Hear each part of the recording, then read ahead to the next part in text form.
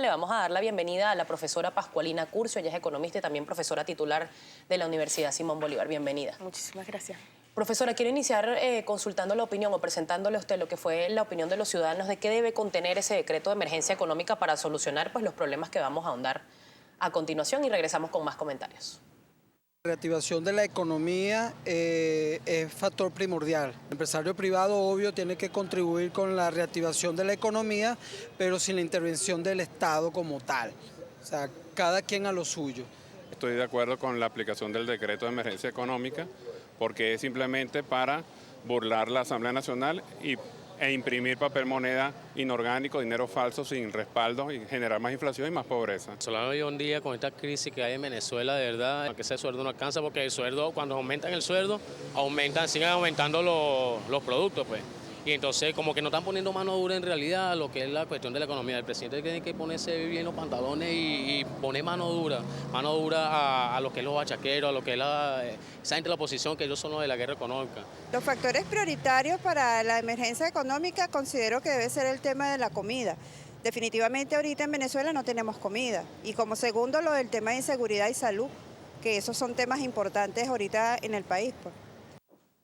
Bien, opinión de los ciudadanos en materia económica, que es uno de los principales problemas de los venezolanos según las encuestadoras de nuestro país. Profesora, el día de hoy es titular también en la prensa nacional lo que es la declaratoria de constitucional, este decreto de emergencia que fue presentado por el presidente de la República. El diario 2001 titula el día de hoy con respecto a este tema: Tribunal Supremo de Justicia declara constitucional decreto de emergencia. El alto mando económico debe comparecer hoy ante la Asamblea Nacional. Profesora, ¿cuáles son las expectativas y qué hacer en el caso de que, como ya lo ha denunciado la bancada del Partido Socialista Unido de Venezuela, este decreto no sea aprobado en la Asamblea Nacional? Sí. Bueno, fíjate, en primer lugar analizar un poco lo que es el espíritu del decreto, ¿no? Y qué busca, y entendiendo también las inquietudes de la población en cuanto a las encuestas que realizaron. Digamos, evidente una situación en la que la población venezolana de un tiempo para acá, los últimos meses, estamos viviendo con el tema del desabastecimiento y la inflación, ¿no? Recogida en una de las encuestas. Parte del decreto reconoce de alguna forma esa situación de emergencia que califican de coyuntural, sin exceptuar que tenemos desde el punto de vista estructural unas condiciones en la economía que requieren digamos, tomar medidas, todo lo que se ha hablado del paso a un modelo, pasar del modelo rentista a un modelo productivo, ¿no? Pero el decreto en sí recoge un espíritu más relacionado con la situación coyuntural, particularmente de desabastecimiento y de inflación que nos encontramos los venezolanos recientemente, atribuibles a una caída de los precios del petróleo, que cuando uno lee los considerando, que se registra sobre todo a finales del año pasado, y bueno, a principios de este año estamos alrededor de $20, y también de la denominada guerra económica, ¿no? Digamos, relacionada con desabastecimientos programados y de algunos rubros muy particulares relacionados con los bienes de primera necesidad. Ahora bien, ¿qué niveles de abastecimiento programado se ha denunciado por parte del gobierno nacional?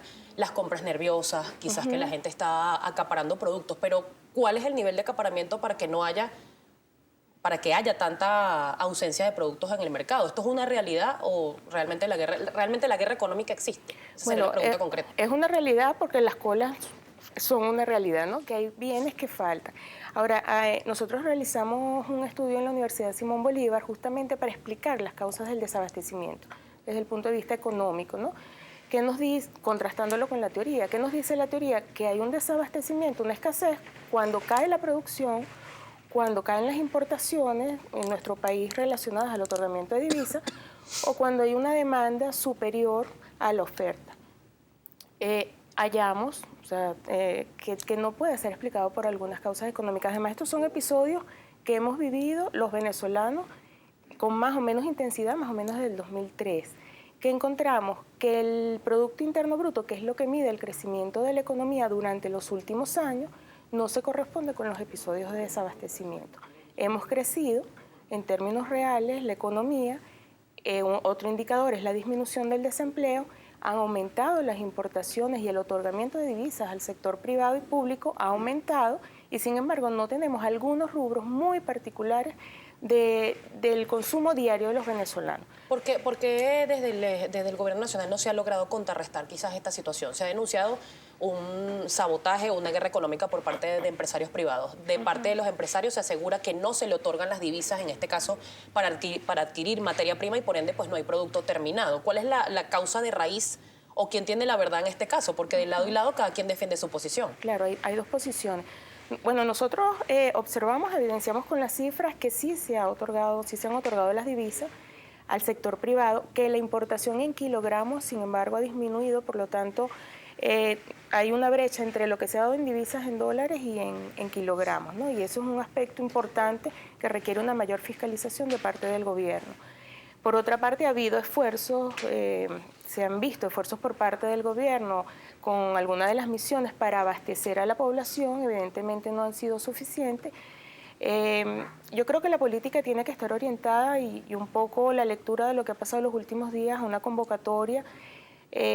Para salir de esto tiene que, digamos, debemos coordinar políticas del gobierno con el sector privado, el llamado al Consejo de Economía Productiva.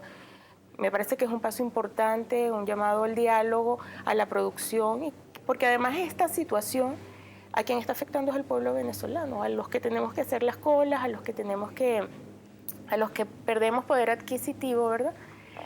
Y no nos rinde el salario. Profesor, algunos economistas han asegurado que no ha habido una planificación en materia económica y se basan además en el retraso que hubo de un año exactamente en la publicación de las cifras de inflación, en este caso por parte del Banco Central de Venezuela. ¿Cómo debería ser en sí o qué acciones se deberían tomar para que este 2016 por lo menos haya una mejoría en cuanto a materia económica? Bueno, hay dos aspectos, ¿no? Un aspecto más coyuntural, que de alguna forma es lo que se recoge en el decreto, el tema de garantizar el abastecimiento, sobre todo esos bienes que están asociados a los derechos humanos, alimentación, salud, pues estamos hablando de medicamentos. Eso es un aspecto coyuntural. En el decreto busca agilizar procedimientos para abastecer a la población, incrementar los ingresos del Estado por la vía de un mejor desempeño en la recaudación y disminución de la evasión fiscal. Un poco algunos ejemplos de lo que recoge el decreto. Y luego hay aspectos que son más estructurales, ¿no? El decreto tampoco hay que verlo como una varita mágica, pero puede contribuir a los aspectos coyunturales. El aspecto estructural está relacionado con las características de nuestra economía. Somos una economía rentista, que decimos, ¿no? Lo repetimos el discurso, monoexportadora. Importamos gran mayoría de los bienes que consumimos y hay que avanzar a un modelo, y es parte de este Consejo de Economía Productiva, un modelo donde se diversifique la producción interna, donde no dependamos tanto de las importaciones y sobre todo una producción que apunte a garantizar soberanía e independencia a la población. El tema de alimentos, el tema de medicamentos es fundamental. Y un modelo que garantice la libre competencia, ¿no? Parte de lo que estamos viviendo también tiene que ver con, bueno, la constitución de monopolios y oligopolios que de alguna forma tienen un poder monopólico en el mercado, y al no haber libre competencia es más difícil, ¿verdad?, coordinar esfuerzos para garantizar en este caso el abastecimiento. Te podría decir, los bienes que están escaseando son bienes que tienen unas características muy particulares, son bienes de primera necesidad, son bienes no perecederos. Tú no ves que haya colas para hortalizas y verduras, ¿verdad? Si hubiese una crisis, también afectaría al pequeño campesino que produce plátano, guayaba, naranja, que es uno de los primeros de los rubros que también consume muchísimo el venezolano. Son bienes no perecederos, son bienes que están en manos de la agroindustria, pero particularmente constituidas en monopolios y oligopolios, ¿no? Entonces, digamos, viendo esa situación, el modelo debería apuntar un poco hacia un modelo de libre competencia, donde se convoque, donde la pequeña y mediana industria y empresa tiene un rol importante, bueno, para salir, digamos, de esta situación y también para reactivar la economía. Profesora, le decía cómo lograr o cómo ver los resultados de lo que están haciendo las empresas que han sido estatizadas, varias, por poner ejemplos, algunas dedicadas al rubro del café, harina de maíz precocida, leche en este caso, porque esos productos tampoco se ven. Bueno, fíjate, en el mercado distintos oferentes abastecen el mercado, ¿verdad? Y de alguna forma se reparten el mercado. Yo haría la pregunta al revés. Quizás no se ven, entre otras cosas, si antes se veían, es porque el mercado estaba abastecido con otros productos de otras empresas. En el momento en que tú sacas productos de las otras empresas, pues el consumidor que tiene que abastecerse redirecciona su mercado, su demanda hacia estos otros productos, y quizás entonces lo que tú vas a ver es una venta mayor en estos productos y no necesariamente porque no se estén produciendo o no se esté distribuyendo. No sé si me explico. Sí. O sea, uno puede tener otra lectura. No se ven porque de alguna forma están siendo consumidos por los demandantes, por la población, en vista de que están faltando otros bienes, ¿no? Pero existe efectivamente un abastecimiento, un buen abastecimiento en redes públicas del Estado. Hay un abastecimiento, ha habido esfuerzos en la misión Mercal. Nosotros también revisamos, que es uno de las políticas, ¿no? Y estos bicentenarios, revisamos algunos indicadores relacionados con el incremento en toneladas, y sí hemos identificado que han incrementado, ¿no? Obviamente no lo suficiente para abastecer al 100% de la población, dado un desabastecimiento de otras marcas, ¿no? Profesora, rápidamente, antes de pasar a la participación del Twitter, que es muchísima, el tema económico siempre acapara la atención de la gente. Las medidas que se han presentado por parte de la oposición en este caso han solicitado una unificación cambiaria, una dolarización de la economía. ¿Esto es viable en este momento para nuestro país o por modelo político no se podía aplicar por parte del gobierno? Bueno, esa ya es una decisión del Ejecutivo. Lo que, digamos, ¿qué es lo que está ocurriendo ahorita? Una gran brecha, un diferencial cambiario, una gran brecha entre el dólar preferencial y el dólar llamado paralelo, el dólar ilegal, negro. El dólar, sí, del mercado negro, que de alguna forma, y esa pregunta es bien importante, porque dadas las características de nuestra economía, de ser un país donde importamos la mayoría de los bienes, la referencia para la fijación de precios de los bienes internos está muy relacionada con el valor de la moneda. Entonces tú ves que, digamos, un comercio, un servicio, cuando tú vas a pedir un presupuesto te dice un repuesto, esto cuesta tanto en dólares, esto más o menos equivale en tanto en bolívares, pero lo que utilizan es el precio del mercado ilegal, ¿no? El mercado paralelo. Y por eso, y de alguna forma, y es parte del estudio que nosotros realizamos, el mercado negro es lo que está influyendo en los precios internos. ¿Por qué no se ha podido controlar esta práctica? Bueno, ha habido, digamos, denuncias, porque el problema no es que ese sea, que sea el tipo de cambio, la referencia para los precios internos. El problema es si ese efectivamente es el precio. Nosotros lo que hicimos fue, con un estudio estadístico, tratar de observar si se corresponde el valor del dólar paralelo ilegal con, por ejemplo, las reservas internacionales, que es lo que soporta el valor de la moneda. Y observamos un incremento importante, sobre todo los 2 últimos años, del dólar paralelo, que esperábamos una caída abrupta de las reservas internacionales. Si bien cayeron, no cayeron en la misma magnitud para justificar el valor de esa moneda del mercado paralelo. Por esta situación económica, ¿el gobierno se tiene que ver o está obligado a aumentar la gasolina? Bueno, el tema de la gasolina, digamos, más allá de que esté obligado o no, yo creo que es un clamor popular de que el precio de la gasolina pues está muy por debajo, no solamente de los costos, pero bueno, no se corresponde con la realidad, ¿no?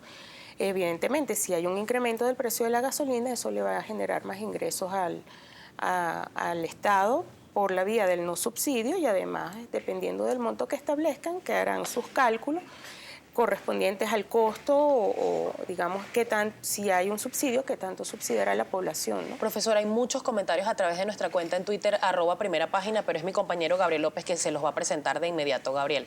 Efectivamente, profesora Curcio, un gusto que esté con nosotros la mañana de hoy en Primera Página. Le vamos a solicitar, por favor, su colaboración con respuestas bastante precisas para de esta forma darle la mayor cabida posible a la participación de los televidentes, si le parece. Vamos a empezar con @restecmd y dice, ¿la economía ha crecido? ¿Acaso no bajó cerca de 7 puntos?